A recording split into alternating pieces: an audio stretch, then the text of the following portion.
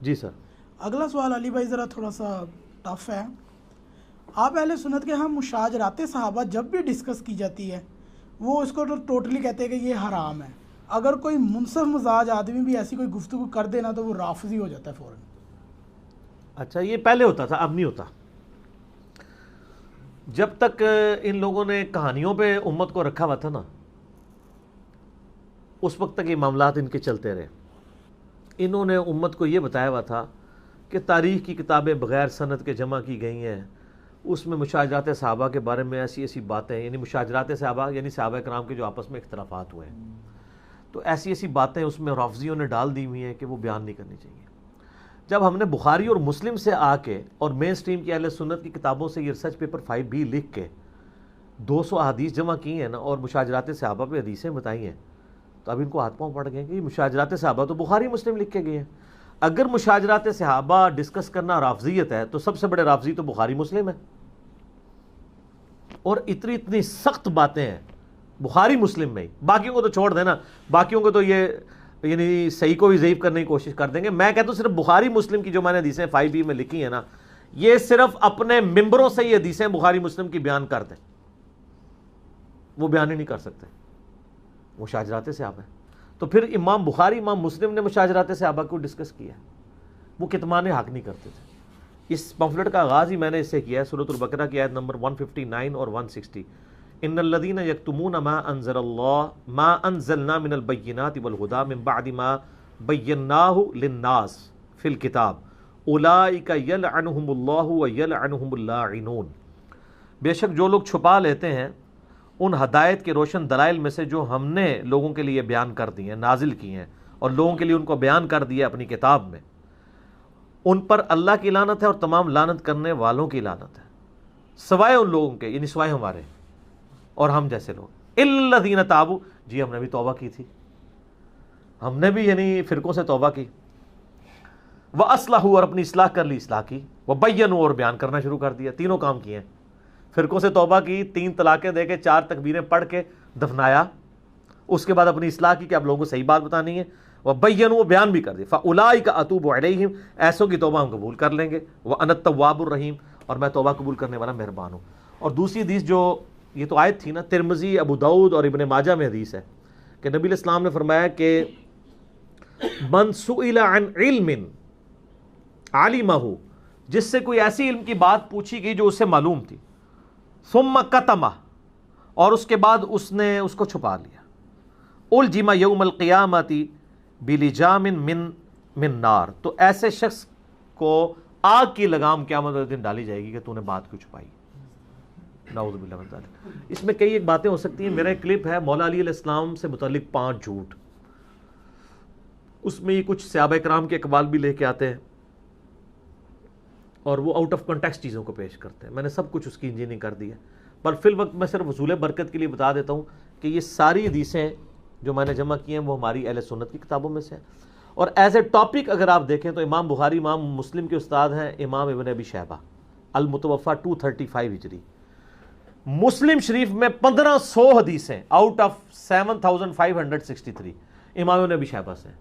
امام ابن شیبہ ان کا وہ استاد ہے امام مسلم کا جس سے 20% مسلم شریف روایت ہے، اور اس کی کتاب ہے المصنف ابن ابی شیبہ جو دنیا میں سب سے بڑی حدیث کی اور آثار کی کتاب ہے، اردو میں بھی آ چکی ہے. آلموسٹ 38-39 ہزار احادیث اور آثار ہیں. اس کا جو آخری چیپٹر ہے نا، اس کا نام ہی ہے کتاب الجمل، جس میں 3 باب ہیں. پہلا باب ہے حضرت عائشہ، طلحہ اور زبیر کے قافلے کے بارے میں جو مولا علی کے خلاف نکلا. دوسرا باب انہوں نے باندھا ہے باب الصفین، صفین کے بارے میں. اور تیسرا باب النہروان جو خوارج کے خلاف جنگ ہوئی.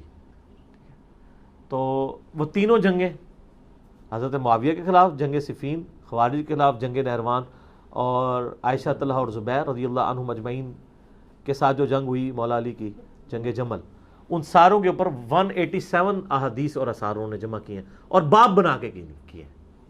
ٹھیک ہے، یہ نہیں ہے کہ خالی چھوڑ دیا ہے، باب بنا کے کیے ہیں. ٹھیک ہے. پھر یہ جو کہتے ہیں نا ہم سے وہ مطلب آپ ان کو ڈسکس کیوں کرتے ہیں، میں نے اس پہ میرا پہلے بھی کلپ آ چکا ہے یوٹیوب پہ، 1 ملین کے قریب آلموسٹ لوگ دیکھ چکے ہیں. دیوبند اور اہل حدیث کا ماتم. ٹھیک ہے، عرض کرتے ہیں. بے شک ہاں 1400 سال سے شیعان علی ماتم کر رہے تھے. اب انشاءاللہ قیامت تک ہماری ویڈیوز کے بعد آل امیہ کا ماتم جاری رہے گا انشاءاللہ. ظاہر ہے وہ انہوں نے سچ، تو یہ اب ان کا ماتم ہے، ان کو کرنے دیں، ٹھیک ہے.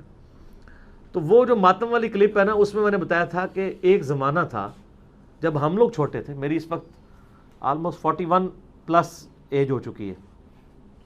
جب ہم لوگ اسکولوں میں پڑھتے تھے نا، کالج لیول پہ، ہمارے ماں باپ، آپ لوگ بھی گواہ ہیں، ہمیں اجازت نہیں دیتے تھے ہم کسی مکتبہ فکر کی مسجد میں یا ان کا جلسہ بھی اٹینڈ کریں. سنی شیعہ تو بہت بڑی تفریق تھی نا، یعنی ہم بریلوی تھے اس وقت کٹر، ہمیں دیوبند اور اہل حدیث کی مسجد میں جانے کی بھی اجازت نہیں تھی، اور خود بھی ماشاءاللہ اتنی ہمارے اندر نفرت پائی جاتی تھی کہ ہم سوچ بھی نہیں سکتے تھے، کیونکہ ایمان کے منافی سمجھتے تھے اس کو. ٹھیک ہے، اب تو زمانہ ہی بدل گیا نا. کیوں؟ کیونکہ اب نہ میں وہابی، نہ میں بابی، میں ہوں مسلم علمی کتابی. نہ میں سو کالڈ وہابی ہوں اور نہ میں بابوں کا دفاع کرنے والا بابی ہوں، میں سادہ سا مسلمان ہوں، علمی کتابی بات کرتا ہوں. تو اس زمانے کے اندر لوگوں کو نہیں پتہ چلتا تھا دوسرے مکتبہ فکر ہمارے بارے میں کیا سوچتے ہیں. اس لیے میں کہتا ہوں کہ جو قادیانی پیدا ہوا نا، وہ پوری زندگی اگر یہی سوچے کہ قادیانی ٹھیک ہے، دوسروں کی بات میں نے نہیں سننی، تو ختم نبوت کیسے سمجھ آئے گی؟ تو ہمیں بھی سمجھ نہیں آنی تھی چیزیں جب تک ہم خود دوسروں کو سرچ نہ کرتے. سرچ کیسے کریں؟ نفرت ہی اتنی. لیکن آج زمانہ یہ ہے کہ ہمارا مسئلہ کچھ بھی ہے. ایک تو ہماری ینگ جنریشن کا دماغ تھوڑا کھل گیا ہے دنیاوی تعلیم کی برکت سے. دوسرا، فیس بک پہ سارے دوست ہیں، یوٹیوب کی ویڈیو سے ایک دوسرے کو شیئر کرواتے ہیں. اگر ایک کالج میں 50 کی کلاس ہے تو اس میں اگر 30 بریلوی ہیں تو 20 دیوبندی ہوں گے، تو 10 شیعہ بھی ہوں گے، اور وہ آپس میں ڈسکشن بھی کریں گے، حدیثیں بھی ایک دوسرے کو شیئر کرائیں گے، کلپ بھی ایک دوسرے کے علماء کے کرائیں گے. تو ان کو تو مسجدوں میں یا امام بارگاہوں میں تو جانے کی ضرورت ہی نہیں ہے، وہ ادھر ہی ایک دوسرے کو شیئر کروا رہے ہیں. پھر وہ جب سوال پوچھتے ہیں نا، تو وہ اپنے اپنے علماء سے جب جا کے باتیں کرتے ہیں، تو وہ ان کو جب یہ کہتے ہیں یہ باتیں نہیں کرنی چاہیے، تو ان کو یہ پتہ چل جاتا ہے کہ ہمارے علماء کے پاس جواب نہیں ہے، کیونکہ کلین چیٹ آپ دے رہے ہیں نا. تو سر پھر وہ یوٹیوب حافظہ اللہ پہ آتے ہیں اور کہتے ہیں کہ جی یوٹیوب آپ ہماری کوئی رہنمائی کریں، ہمارے تو پابندی لگی ہوئی ہے یہاں پہ. تو وہ پھر الٹیمیٹلی جہاں کہیں بھی یہ باتیں ملتی ہیں وہیں پہنچیں گے نا، ہمارے پلیٹ فارم تک پہنچیں گے. پھر اللہ کے فضل جب پہنچتے ہیں، پھر وہ جھوم جھوم کے کہتے ہیں کہ نہ میں وہابی، نہ میں بابی، میں ہوں مسلم علمی کتابی. تو یہ ٹوٹکے ہیں. کوئی علمی بات کرے اسے وہابی کہہ دینا، کوئی اہل بیت کی محبت کی بات کرے اسے رافضی کہہ دینا، کوئی صحابہ کی بات کرے اس کو دیوبندی کہہ دینا، نبی علیہ السلام کی کوئی عقیدت کی بات کرے اسے بریلوی کہہ دینا، بدتی کہہ دینا. یہ ایک ادبی گالیاں لوگوں نے رکھی ہوئی ہیں، تو ان گالیوں سے فکر نہ کیا کریں. یہ گالیاں سب کو پڑتی رہی ہیں. امام شافعی کا شعر تواتر سے اہل سنت کے ہاں نقل ہوا ہے، دیوان الشافعی ان کا اپنا بھی ہے. اس کی صحت کی ضرورت ہی نہیں سر، نہ کوئی سند کی ضرورت ہے، کیونکہ اہل سنت کے تمام محدثین اسماء و رجال کے امام تواتر سے اسے نقل کر کے آئے ہیں. وہ محدثین جن کے سامنے یہ اونچا سانس بھی نہ لیں، ابن تیمیہ اس نے بھی نقل کیا ہے، ان کان رفض حب آل محمد فلیشہد الثقلان انی رافضی. امام شافعی کہا کرتے تھے بالفرض اگر اہل بیت کی محبت کا نام رافضی ہونا ہے تو جن و انس گواہ ہو جاؤ کہ میں رافضی ہوں. ان کے شاگرد امام ذہبی اسماء و رجال میں امام ہیں، انہوں نے بھی نقل کیا ہے. اچھا، اس سے پیچھے بھی آپ چلے جائیں، سارے محدثین سے تواتر سے نقل کرتے ہیں. بلکہ شیعہ کے خلاف جب بھی کتابیں لکھتے ہیں تو وہ فخریہ بتاتے ہیں کہ نہیں اہل بیت کی اگر محبت کی بات کرتے ہیں تو ہم بھی رافضی ہیں. ٹھیک ہے، ہم آپ کو رافضی اس وجہ سے نہیں کہتے ہیں، ہم آپ کو شیخین کے اوپر تبرہ کرنے کی وجہ سے رافضی کہہ رہے ہوتے ہیں، ان کی خلافت کے انکار کی وجہ سے کہہ رہے ہوتے ہیں. اچھا، یہ رافضیت کی ڈیفینیشن بھی ان لوگوں نے بدل دی ہے. یہ اتنے ظالم ہیں، ان سے پوچھیں کہ رافضی کون ہوتا ہے. ایک بندہ اس کے دفاع کے اوپر یہ کھڑے ہیں اور اس کی جو یعنی زندگی میں واقعات بخاری مسلم میں نقل ہوئے ہیں جو کتاب و سنت کے منافی ہیں، اس کو بیان کرنے والے کو یہ رافضی کہتے ہیں. اہل سنت کے ہاں کبھی بھی امیر شام کو ٹاپک بنا کے رافضیت کی بات ہی نہیں ہوتی تھی. رافضیت کا مطلب اہل سنت کے ہاں ہوتا تھا شیخین کا انکار کرنا، ان کی خلافت کا انکار کرنا، ان پہ تبرہ کرنا. ان لوگوں کا تو یہ لیول ہی نہیں تھا کہ ان کو لوگ ڈسکشن کریں.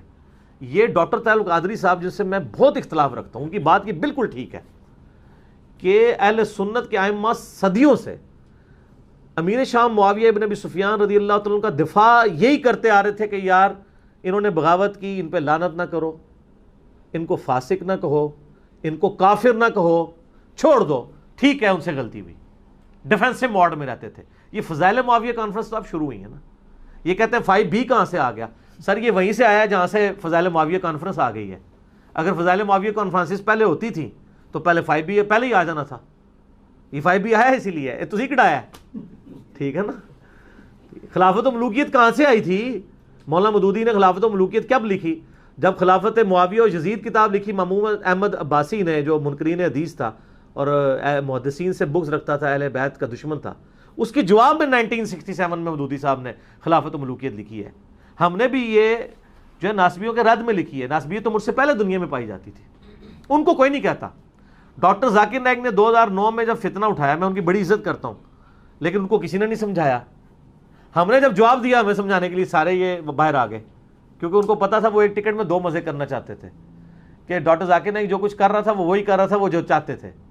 کنڈیم اس لیے نہیں کرتے تھے کہ اگر ہم نے کنڈیم کیا تو ہماری پبلک کہے گی وہ غلط کہہ رہا ہے. حق میں اس لیے نہیں کرتے تھے تاکہ ہمارے جیسے لوگوں سے بانٹ سکیں کہ دیکھیں ہم نے حق میں بھی تو نہیں بات کی, تو خاموشی تو ہے, تمہارے بارے میں خاموشی کر لیتے نا آپ, ٹھیک ہے. تو وہ ایک ٹکٹ میں کئی کے مزے لیتے ہیں, یہ ماموں بناتے ہیں, ماموں والی پارٹی ہے نا, تو ماموں بناتے ہیں. تو علماء ماموں کیسے بناتے ہیں وہ آپ یوٹیوب پہ میرا کلپ دیکھ لیں تو آپ کو پتہ چلتے ہیں. تو ان کی باتوں کا ٹینشن لیے. اچھا ابن تیمیہ نے پیروڈی بھی کی ہے اس شعر کی. شعر تو یہی تھا, ان کان رفض حب علی محمد, اس نے کہا کہ ان کان نسبا حب اصحاب محمد, اگر اصحاب رسول کی محبت کا نام ناسبی ہونا ہے تو جنوں اس گواہ ہو جاؤ کہ میں ناسبی ہوں. یہ سر پیروڈی ہے, ٹھیک ہے نا جی. اور پیروڈی جو ہوتی ہے وہ پیروڈی ہوتی ہے, اس کے لیے اتنی کافی ہے کہ اسے پیروڈی کہا جائے, ٹھیک ہے نا. وہ جیسے آپ پتہ ہے نا وہ ہمارے بھی وہ معین اختر بھی اس طرح کے وہ اوریجنل گانوں کے بھی نیگیٹو گانے بنا رہے ہیں, تو یہ بس نیگیٹو ایک گانا ہے, اس کو گانے کے طور پہ گائیں. یہ دنیا میں کبھی یہ معاملات نہیں رہے, یہ کبھی ہمارے اہل سنت کے ائمہ نے نہیں کہا, ٹھیک ہے. بلکہ اہل سنت کے ائمہ تو یہی بات کرتے رہے ہیں کہ علی سے محبت نہیں رکھے گا مگر مومن, علی سے بغض نہیں رکھے گا مگر منافق. اس لیے کہ حضرت علی ہی کنٹراورشل ہے اہل سنت میں. اہل سنت میں حضرت ابوبکر اور عثمان کنٹراورشل ہے ہی نہیں ہے. کون سنی ہے جو ان کو نہیں مانتا؟ مسئلہ یہاں پہ آ کے پڑتا ہے, اس لیے حدیثیں بھی انہی کے بارے میں, ٹھیک ہو گیا.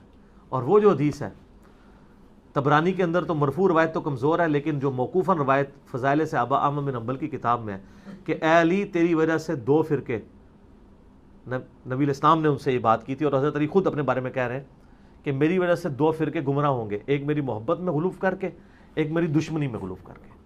اور میری وجہ سے 2 فرقے دوزخ میں جائیں گے, ایک میری محبت میں غلوف کر کے, ایک میری دشمنی میں. یعنی رافضی اور ناسبی.